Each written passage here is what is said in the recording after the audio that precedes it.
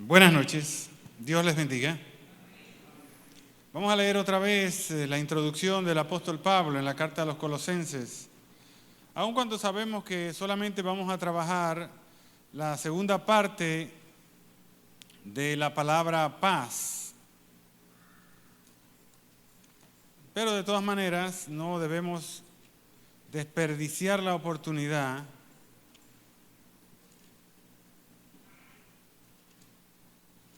de acercarnos directamente a la palabra de Dios. Así que leamos los versículos 1 y 2 de esta magnífica carta del apóstol Pablo a los residentes en la ciudad de Colosas.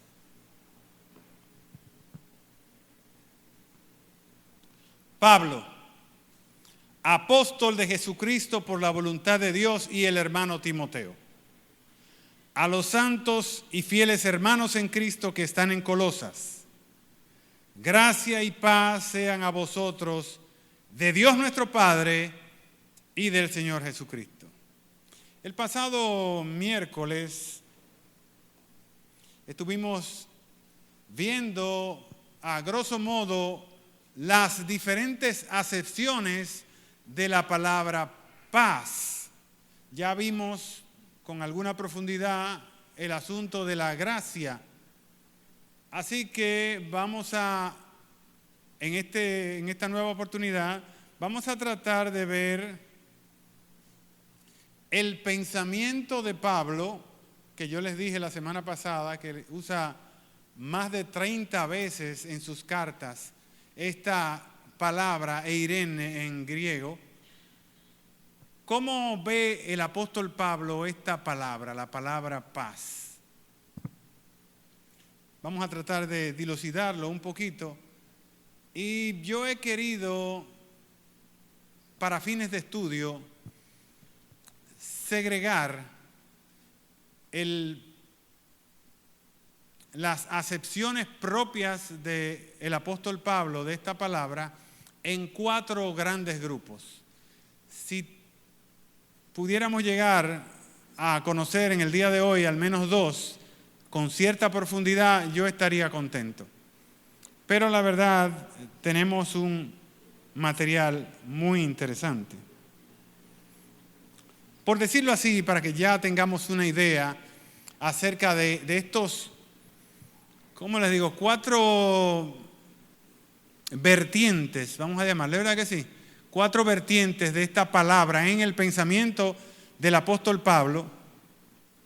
Rápidamente, y por los textos que podemos encontrar dentro de las cartas de Pablo, vamos a ver que Pablo piensa en la paz, primero, y como lo habíamos señalado la semana pasada, como Cristo mismo. ¿Alguien recuerda a qué conclusión llegamos la semana pasada cuando hablamos acerca de la paz, de la palabra paz? La vimos, como ustedes saben, en los contextos del hebreo, por ejemplo.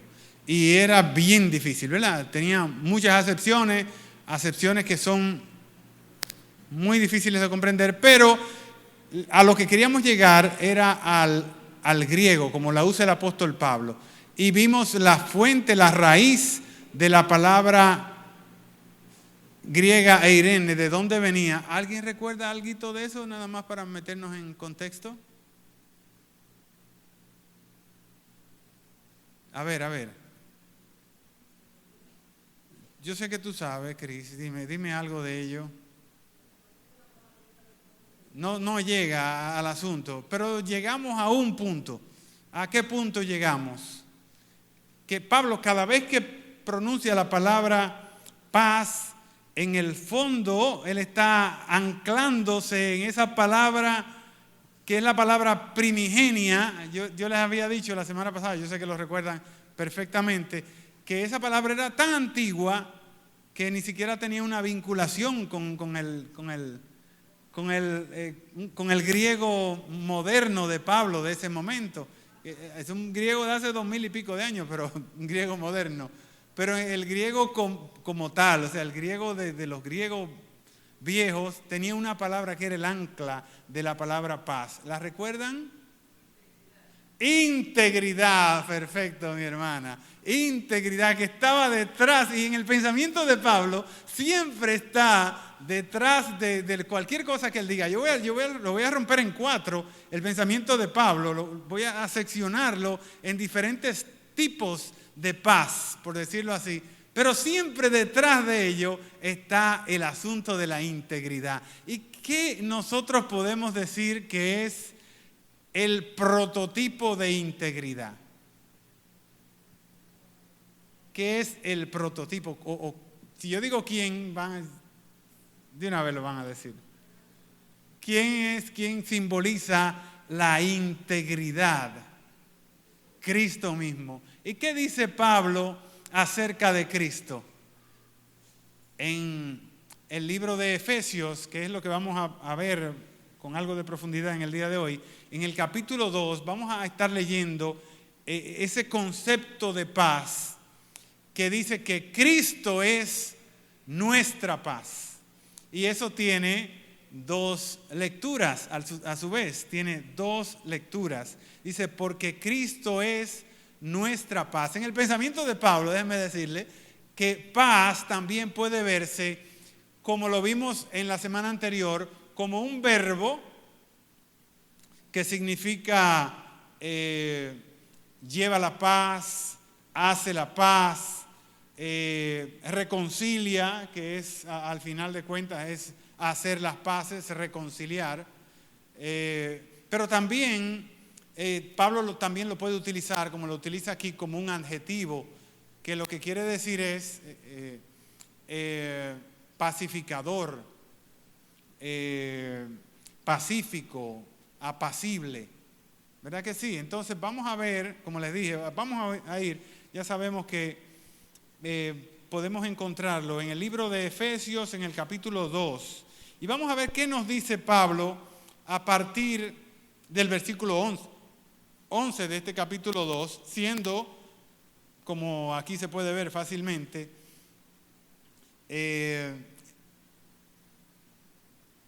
milestone, piedras de señal, el versículo 14 y el versículo 17. Pero para entender el contexto y qué es lo que el apóstol Pablo quiere decirnos con esto de que Cristo es nuestra paz, como dice el versículo 14, vamos a ver el contexto de lo que el apóstol Pablo está diciendo. Dice, por tanto, y eso nos indica que tenemos que leer un poquito más atrás. Vamos a obviar ese por tanto para, por razones de tiempo, poder llegar. Acordaos de que en otro tiempo vosotros, los gentiles en cuanto a la carne, él está haciendo aquí en la carta a los Efesios, está haciendo una alusión a un pueblo que no es efectivamente el pueblo judío. Esta carta, que le llamamos la carta a los Efesios, es una carta muy singular, muy particular, por cuanto tenemos razones para pensar que esta carta el apóstol Pablo efectivamente no se la escribió a los Efesios. Una de las razones principales es que Pablo vivió 3 años en Éfeso. O sea que él conocía perfectamente a todo el mundo ahí. Esa es la iglesia característica sobre la cual Pablo podría escribir casi cualquier cosa porque lo conocía de primera mano. Sin embargo, aquí no se menciona ningún problema específico de la iglesia y tampoco, ustedes saben que Pablo era muy extenso en materia de las salutaciones. Y en la parte final de la carta a los Efesios no hay saludo. No hay saludo para una gente que duró 3 años con él. Entonces, otra de las cosas que nos llegan a pensar que esta carta no era específicamente para los Efesios, es ese párrafo que acabo de esos pedacitos que acabo de leerles ahí, Porque cuando Pablo estaba en Éfeso, él se reunía en la sinagoga de ellos, dice en Hechos, en el libro de los Hechos, en la sinagoga de ellos. Y cuando se habla de la sinagoga de ellos era porque eran judíos. Y aquí él le está hablando a personas que no son judías.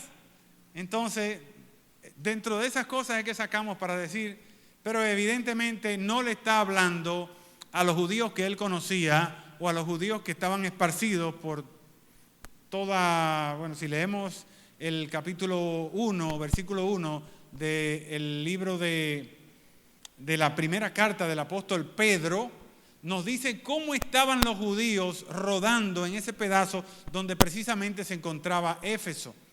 El Ponto, en Frigia, en Galacia, en Capadocia, todo ese pedazo es precisamente donde está Éfeso. Entonces aquí dice, para que sepan también que eran judíos, por tanto, acordaos de que en otro tiempo los gentiles en cuanto a la...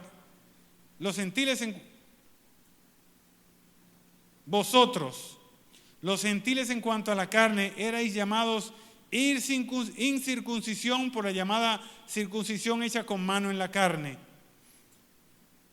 En aquel tiempo, y eso es lo que dice el versículo 1 hasta el versículo 10 de ese fragmento del capítulo 2, que Él os dio vida a vosotros cuando estabais muertos en vuestros pecados, en vuestros delitos y pecados, en los cuales anduvisteis en otro tiempo. En aquel tiempo, dice el versículo 12, estabais sin Cristo, alejados de la ciudadanía de Israel y ajenos a los pactos de la promesa. El gran mensaje del apóstol Pablo, lo que él pudiera decir como aquel filósofo griego, creo que fue Tales, ¿verdad?, que dijo, Eureka,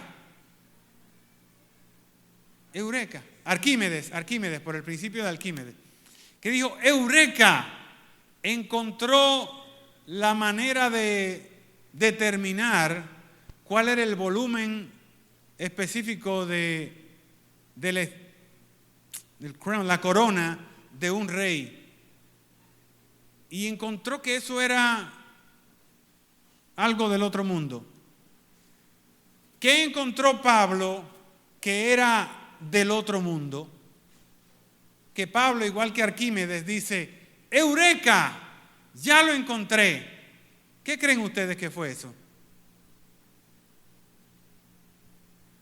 El gran mensaje de Pablo, el gran descubrimiento de Pablo.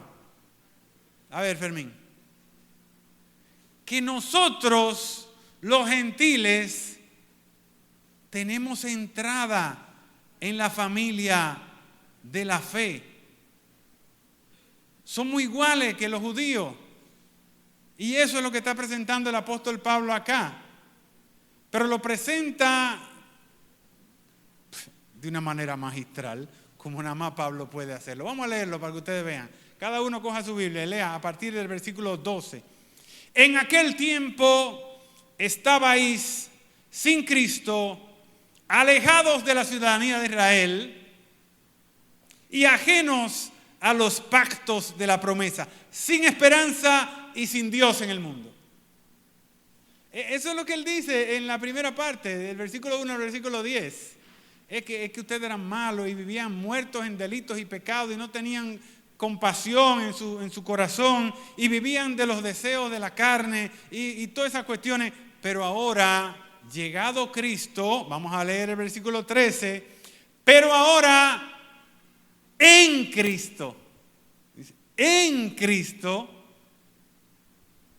vosotros que en otro tiempo estaban lejos, habéis sido hechos cercanos por la sangre de Cristo. Ese es el colosal descubrimiento del apóstol Pablo. Porque Él es nuestra paz.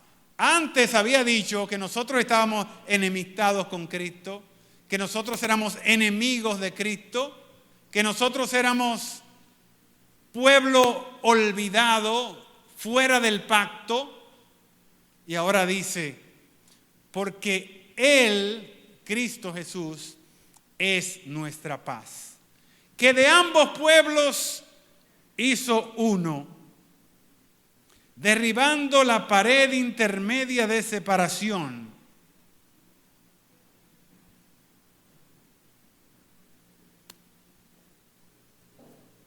Si Él hubiese dicho tan solo derribando la pared de separación, era suficiente. Pero Él usa aquí una figura que en el griego lamentablemente no podemos verlo, porque yo iba a traer el fragmento de Efesios también en griego para que lo viéramos. Él usa dos palabras para decirnos pared. Él usa la palabra que significa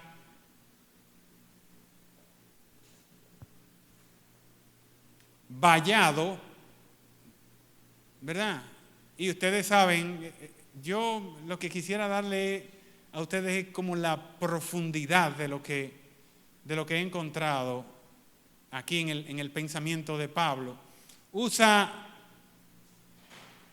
la palabra muro, que ya de por sí eso es pared, ¿verdad que sí? Pero usa la palabra vallado al mismo tiempo. O sea, por eso lo traducen en español la pared intermedia. Porque como les decía, si esa pared ya Cristo derribó el muro vallado de separación entre nosotros. ¿Y qué simboliza ese muro? Eso es precioso. Acechen esto. Flavio Josefo, en sus escritos, en sus, ¿cómo se llama el libro de Josefo? Actualidades judías. ¿Cómo que se llama? No sé qué judías, pero es eso. Como costumbres judías. Él dice que el templo de Herodes, porque Josefo vivió en los tiempos de Cristo, o sea, estamos hablando del templo de Herodes, no del templo de Salomón. En los tiempos de Flavio Josefo, él describe que había el patio del templo, estaba dividido en tres.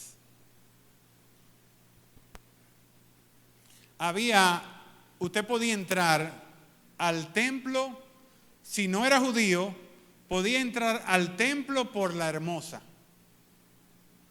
Hay una puerta grandota que se llamaba la Hermosa. ¿Estamos claros?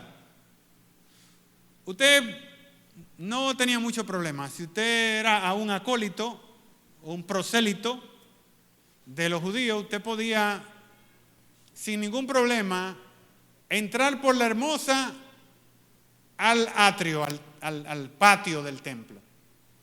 Pero inmediatamente usted entraba, ahí había un vallado, una división, una tapia, una valla. Entonces, esa valla tenía, dice Flavio Josefo, tenía como 1.35 de alto, sería como más o menos así. Como 1.35, más o menos así, ¿verdad? Un poquito menos de 1.5. A ver, Ivo, 1.35 de metro, por ahí. Ok, es menos de 1.5, que es como por ahí, 1.35. Entonces, dice Flavio Josefo que habían 13 escritos, 13 señales, carteles en ese vallado, que decían específicamente, lo traje aquí escrito, lo íbamos a leer esta noche, pero decía específicamente, vamos a leerlo textualmente: ningún extranjero, esto estaba escrito en hebreo y en griego, ningún extranjero entrará dentro de la balaustrada del templo o del recinto, y cualquiera que sea sorprendido será responsable de la muerte que en consecuencia le sobrevendrá. Usted podía entrar hasta cierto punto en el templo. Pero más allá, inmediatamente, prácticamente. A propósito, en las excavaciones se han encontrado 2 de esos letreros, porque estaban escritos en piedra. Para que ustedes vean que no es nada más lo que dijo Flavio Josefo, sino que está corroborado históricamente. Si usted no era judío y usted atravesaba eso, lo más probable era que lo mataran.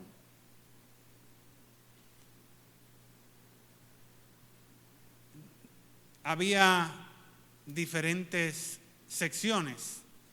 Las mujeres podían atravesar el vallado si eran judías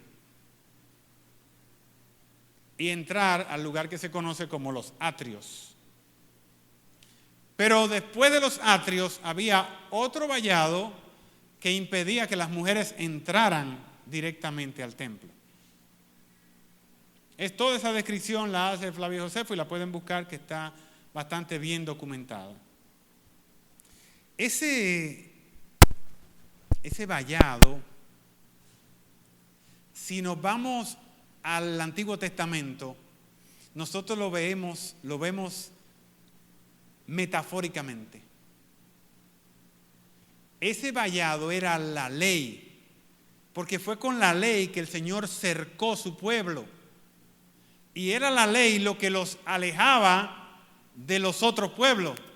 Y por eso todavía en el día de hoy, el judío se siente que es más grande que todos los otros, más fuerte que todos los otros, porque todavía alrededor de él siente ese muro, ese vallado, ese ¿cómo le dicen aquí? Ese empalizá que lo protege, lo mantiene dentro del carril y al mismo tiempo impide que los otros entren. Y por eso se siente, y yo también, si fuera judío, me sentiría como un poquito exclusivo, así como, ¿verdad? Como, vaya, no me llegan.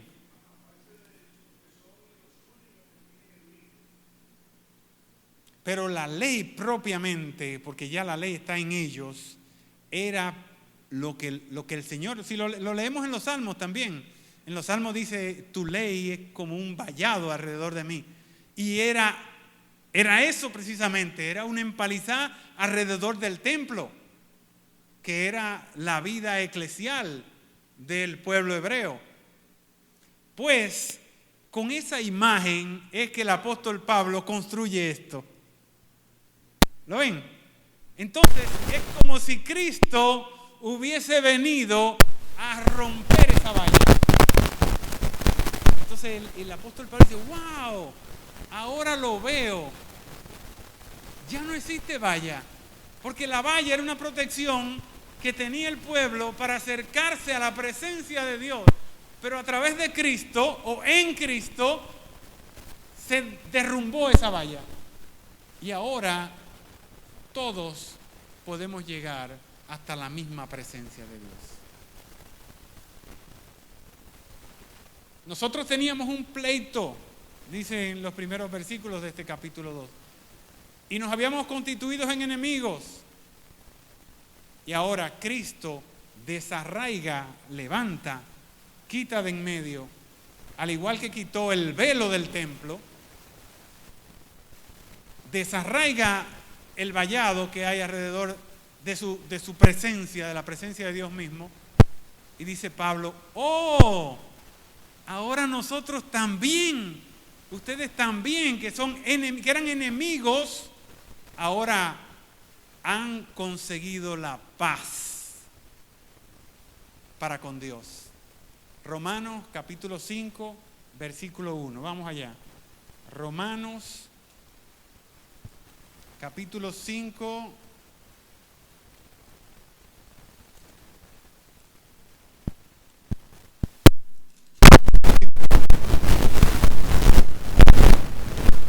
Justificados pues por la fe en Cristo, tenemos paz para con Dios. Esa es la idea que el apóstol Pablo presenta la misma idea, que es Cristo, nuestra paz, el que ha hecho paz para con Dios. Justificados, pues, ese asunto de la justificación es profundísimo y en alguna ocasión quizás podamos tocarlo, porque la profundidad de esto es también impresionante. Ahora nosotros, justificados pues por la fe, tenemos paz para con Dios. Vamos a ver mediante el sacrificio de Cristo. No podemos dejar de lado el versículo 16, pero vamos a terminar el versículo 14. Porque Él es nuestra paz, que de ambos pueblos hizo uno, derribando la pared intermedia de separación. Dice, aboliendo en su carne, en la carne de Cristo Jesús, aboliendo en su carne las enemistades, la ley de los mandamientos expresados en ordenanzas, para crear en sí mismo de los dos un solo y nuevo hombre. De nuevo dice, haciendo la paz. Cristo es nuestra paz. Con su carne, con su propia sangre en este caso, Él nos ha reconciliado porque Él eliminó lo que nosotros teníamos como enemigos, haciendo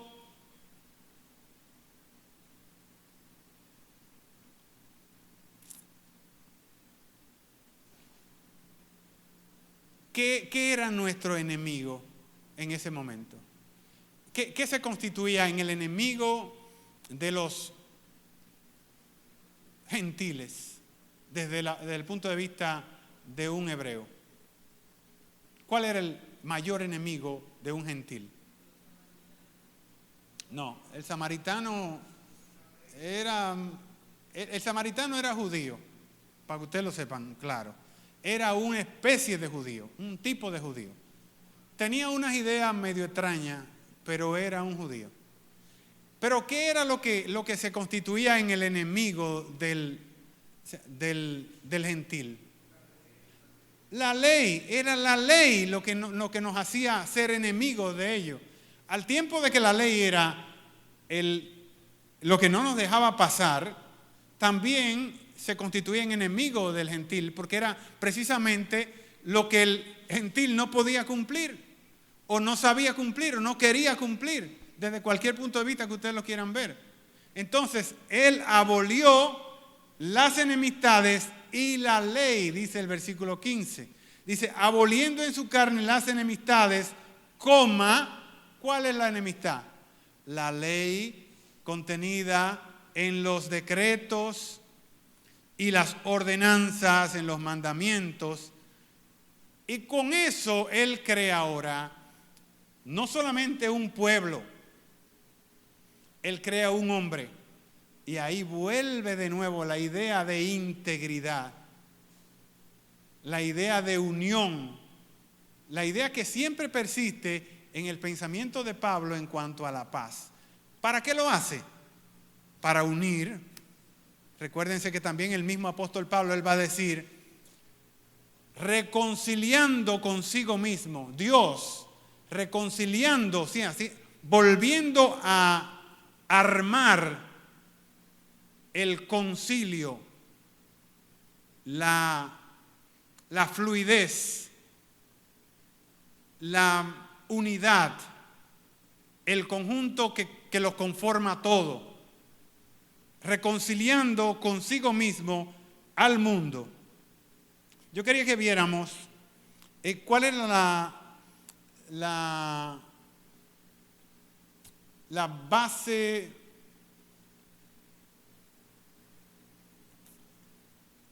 Vamos a verlo.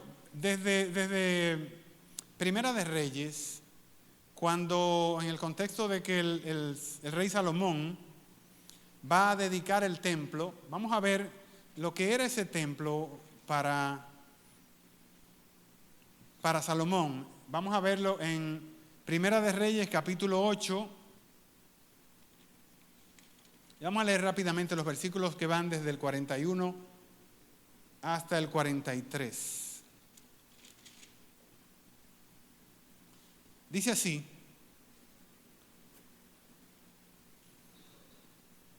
para que vean que la idea de universalidad estaba en la mente del Señor todo el tiempo. O sea, para los judíos, los humanos judíos, había o hay todavía una clara separación entre el pueblo de Abraham, ¿verdad?, el pueblo de Israel, y los otros gente, todos los que conforman el mundo que no son ellos. Pero en la cabeza de Dios, si Dios me perdona que no sé, que no tiene cabeza, pero en el pensamiento de Dios, lo que existe es la universalidad. O sea, Él no quiere que nadie se pierda. Y nadie, no es que ningún hijo de Abraham se pierda, sino que ninguno de nosotros nos perdamos. Vamos a ver esa universalidad. Dice, recuérdense que aquí está hablando Salomón, cuando está dedicando el templo, el encabezado del capítulo 8 de Primera de Reyes, capítulo 8, ¿cómo dice el encabezado? Dedicación del templo. ¿Y quién hace la dedicación del templo? ¿Del primer templo? Salomón. ¿Quién fue que lo construyó?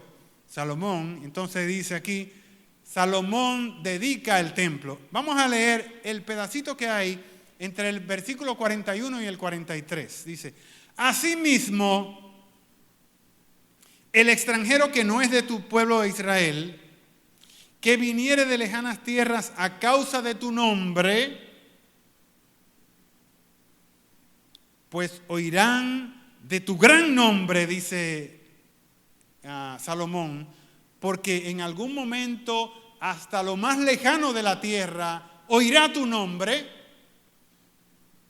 tu gran nombre, va a saber acerca de tu mano fuerte y de tu brazo extendido, como dijo su papá cuando hablaba de que cómo fue que sacó Dios al pueblo hebreo de los judíos, con brazo fuerte, con mano fuerte y brazo extendido. Así fue que lo sacó.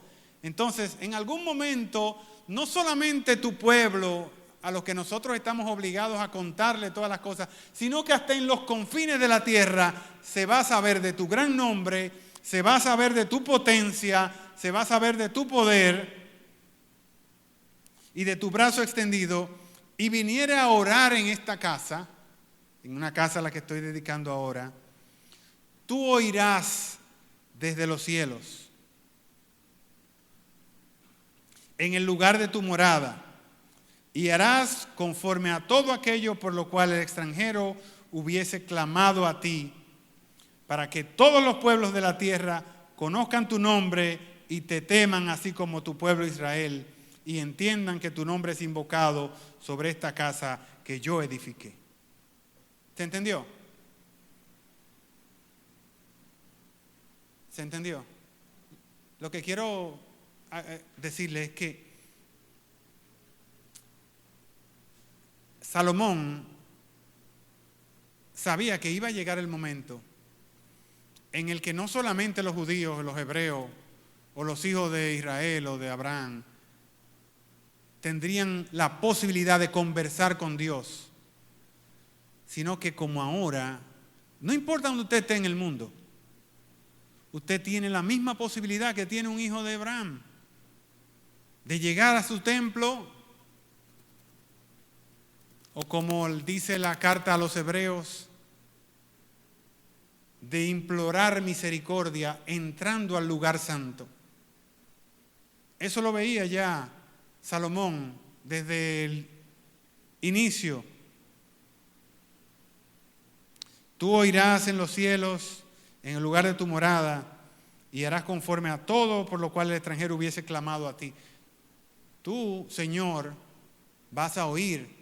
Él lo decía en el contexto del templo, pero en el contexto del templo quiere decir que aún de lejísimo iban a llegar al templo a orar al Dios infinito, al Dios eterno. Vamos a verlo también en Isaías 56. Isaías 56, versículos 6 y 7.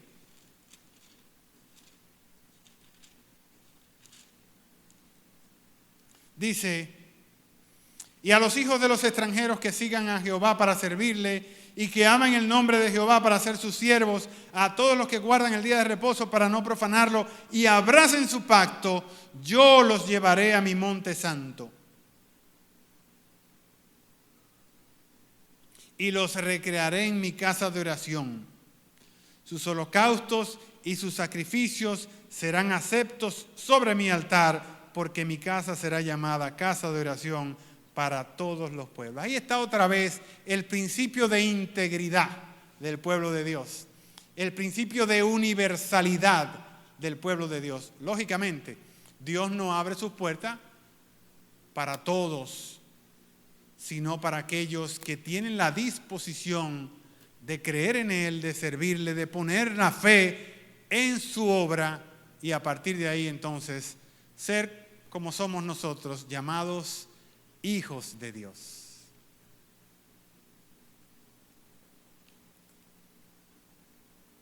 Vamos a tratar de, en los pocos minutos que nos quedan, hablar de otra idea que me resulta sumamente interesante.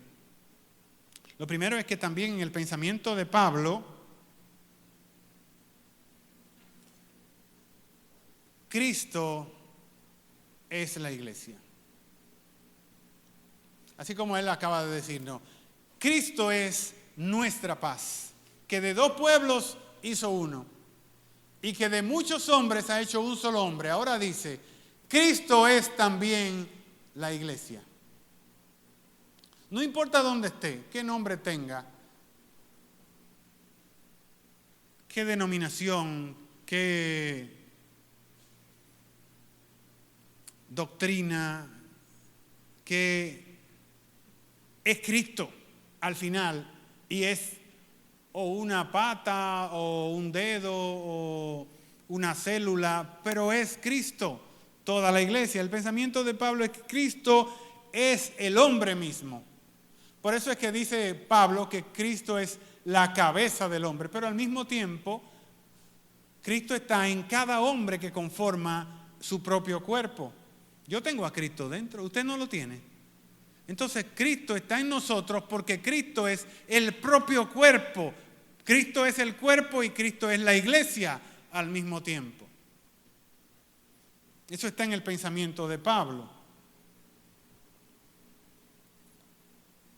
Isaías capítulo 9, versículo 6. Una promesa antiquísima.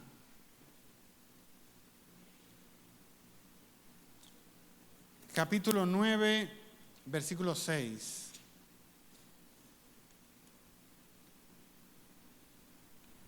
Hay gente que se lo sabe de memoria, yo no puedo. Siempre me equivoco. Porque un niño nos es nacido, hijo nos es dado, y el principado sobre su hombro, y llamará su nombre Admirable, Consejero, Dios fuerte, Padre eterno. Tú también te equivocaste. Estoy mirando la cara a ver si se equivocan como yo, porque yo siempre me vuelo uno o dos. Padre eterno, Príncipe de paz.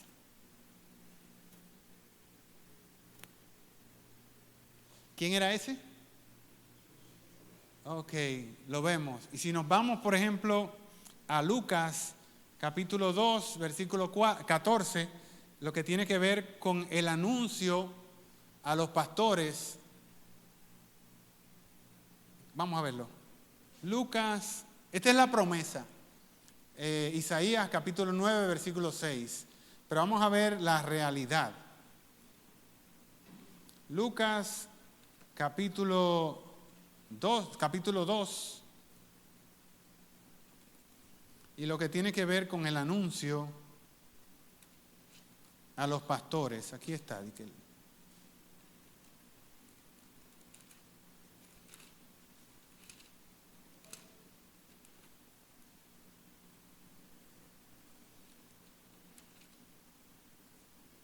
Versículo 13.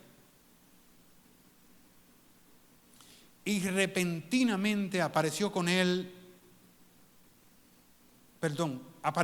ángel una multitud de las huestes celestiales que alababan a Dios y decían: gloria a Dios en las alturas y en la tierra paz, buena voluntad para con los hombres. En ese contexto, en el contexto del anuncio del ángel a los pastores, ¿qué era lo que había llegado a la tierra? Pero físicamente, ¿qué había llegado a la tierra? Porque un hijo nos es dado. Había llegado el niño, el príncipe de paz. Había llegado paz a la tierra. Eso es la realidad.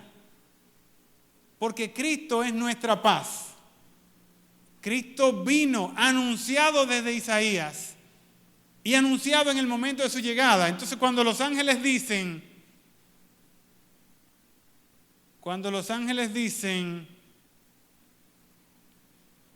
gloria a Dios en las alturas, porque ya en la tierra hay paz. Porque en la tierra acaba de llegar la paz. Porque en la tierra está la paz. La demostración de la buena voluntad de Dios para todos los hombres. En la tierra paz, buena voluntad para con los hombres. El apóstol Pablo tiene también, a ver si me alcanza, aunque sean 3 o 4 minutos. El apóstol Pablo tiene también la idea de que la paz es el reflejo o la consecuencia de que Cristo habite en nuestros corazones. No se puede ver de otra manera. Si, como hemos dicho, Cristo ha venido a nosotros y hemos comprobado que nos trajo paz. Primero, paz para con Dios, como hemos leído en Romanos 5:1, pero también paz internamente para nosotros que constituimos las células del cuerpo de Cristo. Entonces, nosotros deberíamos ser ente de paz dentro de la iglesia. Y en el discurso de Pablo aparece reiterativamente este asunto de que nosotros debemos buscar la paz, hacer la paz. Muy especialmente en el contexto de la iglesia. Y en eso era que íbamos a terminar hablando en el día de hoy. Por eso tenemos que dirigirnos a 1 Corintios capítulo 14, versículo 33, a 2 Corintios capítulo 13, versículo 11, a Efesios 4, 3 y a Romanos 12, 18. Vamos a quedarnos con uno porque no nos va a alcanzar todito. Y como me dieron como demasiado tiempo hoy, no quisiera abusar de su paciencia, haciendo también que se duren un par de minutos más aquí. Pero es interesante que lo veamos porque esta es la segunda pata de eso que hemos visto. Romanos capítulo 12,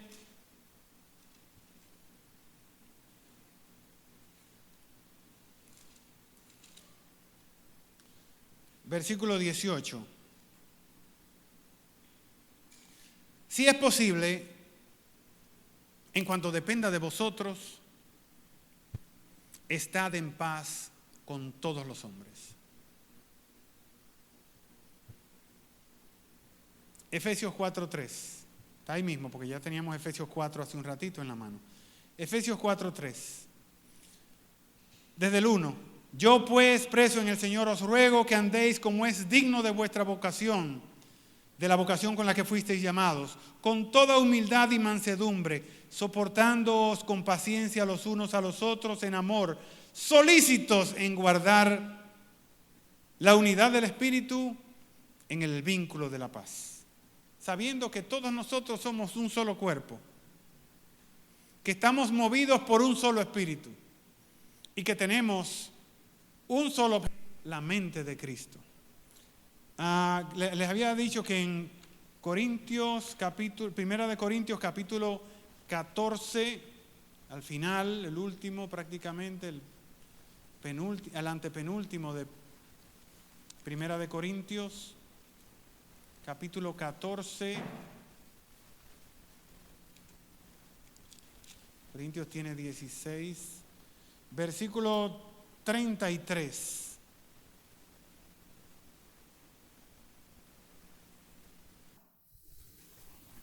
Pues Dios no es Dios de confusión, sino de paz. Explicando el apóstol Pablo acerca de los dones y cómo el ejercicio de los dones estaba creando desasosiego, intranquilidad, y era la fuente de las discusiones de los hermanos. Entonces el apóstol dice: hagan esto tranquilamente, sosegadamente, serenamente, en una sola palabra. Hagan esto en paz, porque Dios no es Dios de desorden, Dios es un Dios de paz, y así tenemos que verlo. De manera que la exhortación al pueblo de Dios es reiterativa a que nosotros seamos entes de paz. En el pensamiento del apóstol Pablo no cabe la idea de que un cristiano sea un bucapresa. En el pensamiento del apóstol Pablo no cabe la idea de que si tú fuiste reconciliado con tu peor enemigo, el único enemigo al que nosotros nunca podremos vencer, la figura de Dios Padre. Miren, hagan lo que ustedes quieran, pero ustedes no se van a salir con la suya si pelean con Dios. Y nosotros éramos enemigos de Dios. Y Dios nos ha reconciliado y nos ha dado paz. Y si Él pudo darnos paz, ¿cómo es que nosotros tenemos pleito entre nosotros? Eso es lo que dice el apóstol Pablo. Al apóstol Pablo no le pasa por la cabeza que un cristiano tenga un enemigo dentro de la iglesia, o que pueda adversar, para usar la palabra que no dije la semana pasada, que pueda adversar a otro cristiano. En cuanto sea posible, porque en inglés dicen it takes two for tango. O sea, se necesitan dos personas para bailar tango. Usted no puede bailar tango solo. Usted para pelear necesita otra gente. Pero usted puede tener toda la disposición del mundo para ser amigo de esa gente. Y esa gente no tiene ninguna disposición a ser amigo suyo.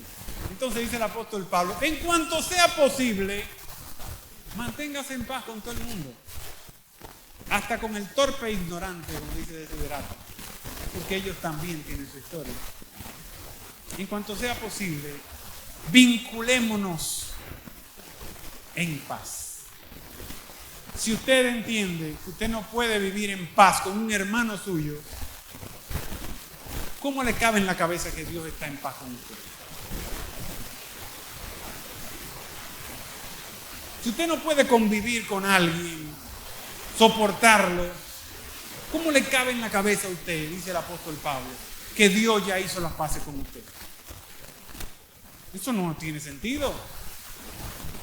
Vamos a dejar hasta ahí estas dos acepciones de la palabra paz del apóstol Pablo en esta su serie de cartas, y vamos a ver la semana próxima, si el Señor lo permite, 2 acepciones más diferentes a las que hemos visto. Que Dios les bendiga grandemente en esta noche.